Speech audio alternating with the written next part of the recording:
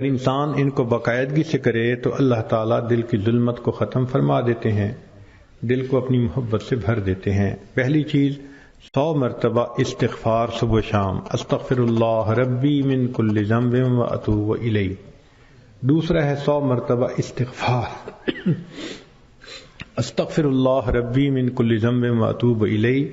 اور دوسرا ہے 100 مرتبہ درود شریف، اللہم صلی علی سیدنا محمد وعلی آل سیدنا محمد وبارک وسلم۔ تیسرا ہے قرآن مجید کی تلاوت، ایک پارہ روز کریں تو بہت اچھا، مشکل ہو تو آدھا پارہ صحیح۔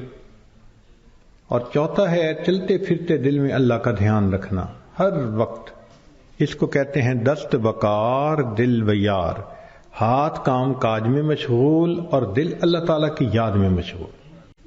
اور پانچویں چیز ہے مراقبہ، ذکر قلبی۔ اس کا طریقہ یہ ہے کہ ساری دنیا کے خیالات سے ہٹ کٹ کے اللہ رب العزت کی طرف متوجہ ہو کے تھوڑی دیر کے لیے بیٹھ جایا کریں اور یہ سوچا کریں کہ اللہ رب العزت کی رحمت آ رہی ہے، دل میں سما رہی ہے، دل کی ظلمت اور سیاہی دور ہو رہی ہے، اور میرا دل اللہ اللہ اللہ، یہ میرا دل کہہ رہا ہے، زبان سے نہیں پڑھنا۔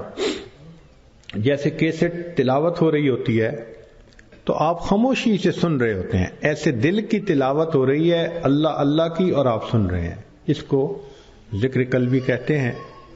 اس کی مثال یوں سمجھیے کہ آپ روزانہ سیل فون یوز کرتے ہیں نا، تو پھر یہ شام کو ڈسچارج ہو جاتا ہے بیٹری اس کی، تو آپ اس کو چارجر سے لگاتے ہیں، ڈیلی یہ روٹین ہے چارجر سے لگانا، اور اگر ایک دن بھول جائیں تو بیٹری فلیٹ ہو جاتی ہے، کمیونیکیشن ختم ہو جاتی ہے، فون ہی بند ہو جاتا ہے۔ بالکل اسی طرح ہم کاروبار کرتے ہیں، لوگوں سے انٹریکٹ کرتے ہیں تو ہمارے دل کی فیلنگز کی بیٹری ڈاؤن ہو جاتی ہے، ہمیں بھی اس کو ریچارج روزانہ کرنا چاہیے۔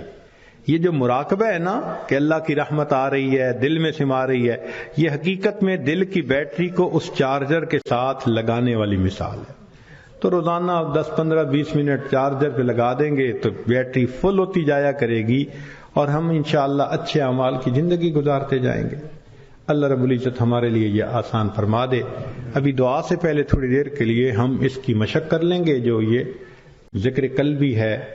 سب حضرات جہاں بیٹھے ہوئے ہیں تھوڑی دیر کے لیے آنکھوں کو بند کر لیں، سر کو جھکا لیں، دنیا اور جو کچھ دنیا میں ہے اس سے ہٹ کٹ کے اللہ کی یاد میں ڈوب جائیں۔